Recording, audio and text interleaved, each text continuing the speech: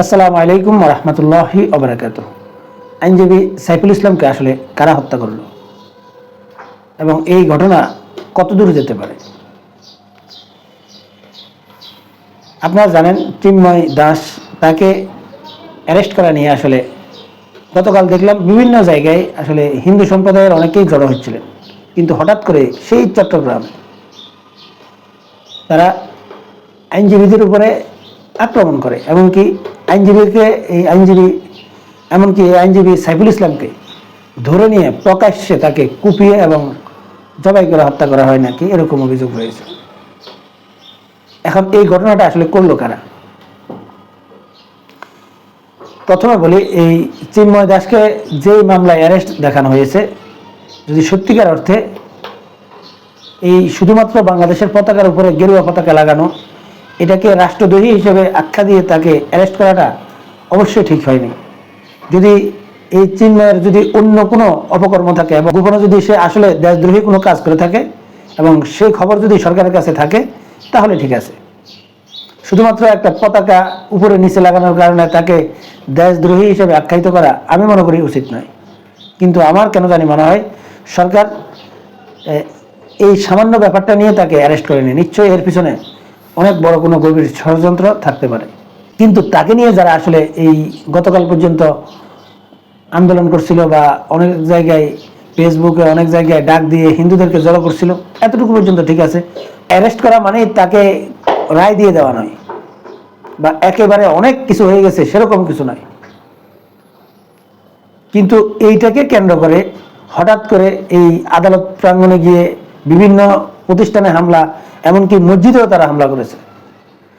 এরপরে আইনজীবী সাইফুল ইসলামকে ধরে নিয়ে প্রকাশ্যে রাস্তায় কুপিয়ে হত্যা করা হয়েছে।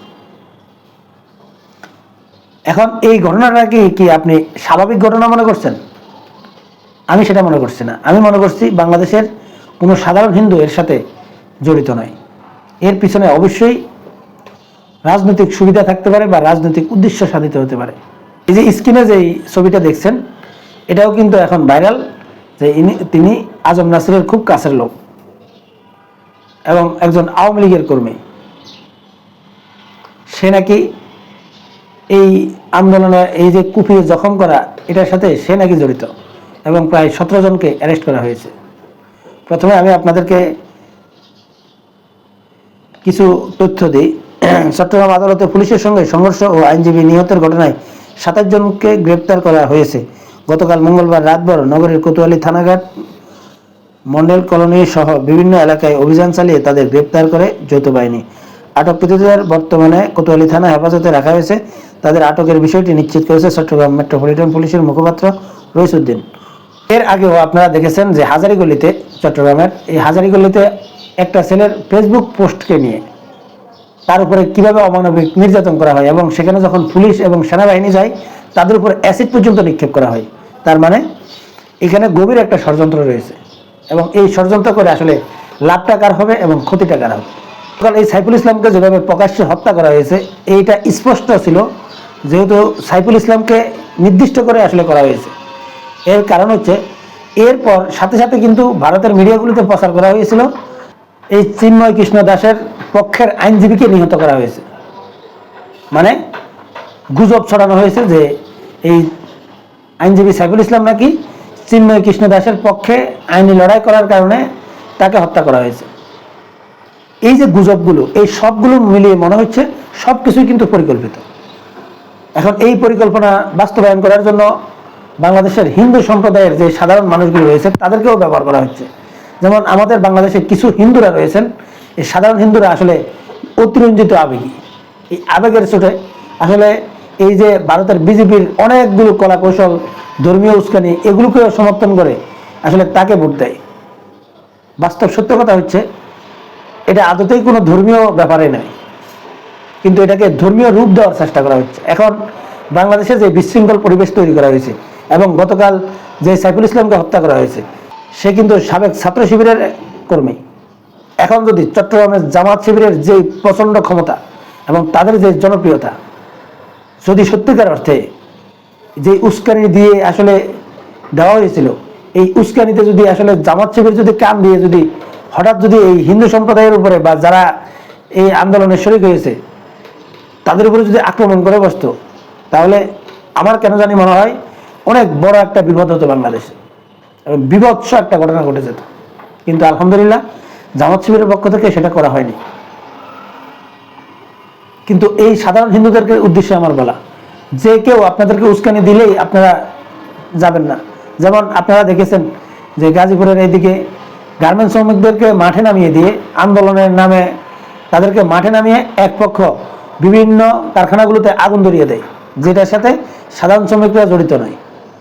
পরবর্তীতে দেখা গেল এই সাধারণ শ্রমিকদের যে আয়ের উৎস বা রোজগারের যে উৎস সেটাই ধ্বংস হয়ে গেছে, এমনকি সেই কলকারখানাগুলো বন্ধ হয়ে গেছে। এখন এই সাধারণ হিন্দুদেরকে যারা ডেকে নিয়ে যায় এবং বিভিন্ন উস্কানি দিয়ে এইসব রাষ্ট্রীয় বিষয়ে আসলে তাদেরকে জড়িয়ে এরপর এটাকে ধর্মীয় উস্কানি দেওয়ার চেষ্টা করে, এগুলোতে যদি সাধারণ হিন্দুরা যদি ভবিষ্যতে যায়, এতে সবচাইতে বেশি ক্ষতি হবে কিন্তু বাংলাদেশের নিরীহ নিরপরাধ এই হিন্দুদেরকে। এবং তাদেরকে ব্যবহার করে বাংলাদেশে অস্থিতিশীল পরিবেশ তৈরি করে শুধুমাত্র লাভটা কি? অনেকেই আবার মনে করেন বা অনেক হিন্দুরা মনে করেন আমাদেরকে কিছুই করতে পারবে না, অনেকদেরকে তাদেরকে উস্কানি দেওয়া হয় আমাদের পাশে ভারত রয়েছে। ভাই, একটা দেশ আরেকটা দেশের সাথে কখনো যুদ্ধ করে না, এবং ভারত কখনো বাংলাদেশের হিন্দুদেরকে পছন্দ করবে না, তাদেরকেও ভালোবাসবে না, কারণ দেশ আগে এরা হিসাব করে। আমরা বাংলাদেশের নাগরিক, এই বাংলাদেশকে আমাদেরকে ভালোবাসতে হবে। এই বাংলাদেশ ভালো থাকলে আমরা যেই ধর্মেরই থাকি না কেন, আমরা এই দেশের যারা নাগরিক তারা ভালো থাকবে। ভারত এই ধর্মীয় উস্কানি দিয়ে আসলে পায়দা লুটার চেষ্টা করবে, এতে আমাদের সাধারণ মানুষদের ক্ষতি, এটা দেশেরও কোনো বড় ধরনের ক্ষতি হবে না। দেশ খারাপ থাকলে আমাদেরও খারাপ হবে।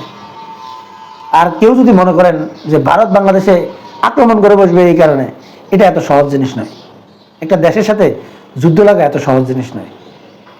আর যারা এরকম মনে করেন ভারত অনেক শক্তিশালী, বাংলাদেশ অনেক দুর্বল, তাই বাংলাদেশ পারবে না, ভাই পারবে কি পারবে না সেটা যুদ্ধ লাগার পরে বোঝা যাবে। আপনারা দেখেননি ইসরায়েলের আর ফিলিস্তিনের অবস্থা কি? শেষ পর্যন্ত এখন যুদ্ধটা কোথায় গিয়ে দাঁড়ালো? এমনকি বাংলাদেশকে আপনি কি ফিলিস্তিনের সাথে দুর্বল মনে করেন, আর ভারতকে কি ইসরায়েলের সাথে শক্তিশালী মনে করেন? যুদ্ধ লাগলে কোনো দেশের জন্য এটা ভালো কিছু বয়ে আনবে না। আর কোনো দেশের যারা রাজনীতি করে এবং রাষ্ট্রে দায়িত্ব থাকে তারা কখনো চায় না যে যুদ্ধ তৈরি হোক। আসলে এই সাধারণ হিন্দুদেরকে ব্যবহার করে তাদেরকে উস্কে দিয়ে ভারত কিছুটা সুবিধা দিতে চায় বাংলাদেশের অন্য একটা দলকে। তার মানে এখানে সাধারণ হিন্দুদেরকে বলি দেওয়া হচ্ছে, এটা বুঝতে হবে। আমি এই বাংলাদেশের যারা হিন্দু সম্প্রদায় রয়েছেন তাদেরকে অনুরোধ করব, এইসব উস্কানিমূলক কর্মকাণ্ডে অবশ্যই অংশগ্রহণ করবেন না। এবং বাংলাদেশে বর্তমানে আইনের ব্যবস্থা এরকম নয় যে আপনার তাকে আন্দোলন করে মানে বের করে আনতে হবে, কারণ সে যদি অপরাধী না হয় তাকে আসলে ধরে রাখা যাবে না। নিশ্চয়ই সে দেশদ্রোহী এমন কোনো কাজ করতে পারে যেটা সরকারের কাছে খবর আছে, আমাদের কাছে নেই। সে যদি সেরকম কোনো কর্মকাণ্ড করে থাকে অবশ্যই তার বিচার হওয়া উচিত, আর না করলে তাকে অবশ্যই ছেড়ে দেওয়া হবে। আইনের প্রতি শ্রদ্ধাশীল হওয়া উচিত আমাদের প্রত্যেকের। আর আমাদের বাংলাদেশে যারা অতি আবেগী কিছু মুসলমান রয়েছেন, যারা বুঝে শুনে আসলে কোনো কর্মকাণ্ড করেন না, আপনাদেরকে বুঝতে হবে যে মসজিদে আক্রমণ, এই যে সাইফুল ইসলামকে হত্যা, সব কিছু কিন্তু একটা পরিকল্পিত, এবং এই পরিকল্পনায় আসলে বলি দেওয়া হচ্ছে সাধারণ হিন্দুদেরকে। এটা ভুলেও করা যাবে না। আমাদের বাংলাদেশে কোনো ধর্মীয় উস্কানি দেওয়া যাবে না। আমাদেরকে অবশ্যই প্রত্যেককে শান্ত থাকতে হবে এবং আইনের প্রতি শ্রদ্ধাশীল থাকতে হবে। ইসকনের উদ্দেশ্যে আমার বক্তব্য হলো, ইসকন যেহেতু ইসকনকে নিয়ে আসলে অনেক সমালোচনা হচ্ছে, তাদেরকে রয়ের এজেন্ট বলা হচ্ছে এবং তারা বাংলাদেশ নিয়ে অনেক ষড়যন্ত্র করছে বলে মনে হচ্ছে, তাহলে তারা কেন এই তাদের ধর্মীয়, তাহলে এত কিছুর পরেও ইসকনের নেতৃত্ব থেকে, মূল জায়গা থেকে কেন এই উস্কানিগুলো দেওয়া হচ্ছে বা তারা যে বক্তব্য বিবৃতিগুলো দিচ্ছে, আমার মনে হয় সেটা এখনো দেশদ্রোহী। কারণ তারা ভারতের কাছে সাহায্য চাইতেছে বাংলাদেশ সরকারের সাথে কোনো কথা বলার জন্য। আর যদি সত্যিকার অর্থে তারা নিজেদেরকে এই দেশের নাগরিক মনে করে, তাহলে তারা ভারতের কাছে কেন সাহায্য চাইবে? এই যে ভারতের মুসলমানদের উপরে যে নির্যাতনগুলো হয়, বাবরি মসজিদ ভাঙা, এখন শাহী মসজিদ নিয়ে আসলে যেই রণক্ষেত্র তৈরি হয়েছে, এটা নিয়ে কি এই ভারতের মুসলমানরা কি আসলে পাকিস্তানের কাছে সহযোগিতা চেয়েছে নাকি বাংলাদেশের কাছে সহযোগিতা চেয়েছে? তারা তাদের দেশে তাদের আইনে লড়াই করতে চায়। কিন্তু বর্তমান ভারতের যে বিজেপি সরকার, এটা সম্পূর্ণরূপে একটা মৌলবাদী এবং জঙ্গি সংগঠন হওয়ার পরেও তারা কিন্তু অন্য দেশের কাছে এটার জন্য সাহায্য চাইছে না।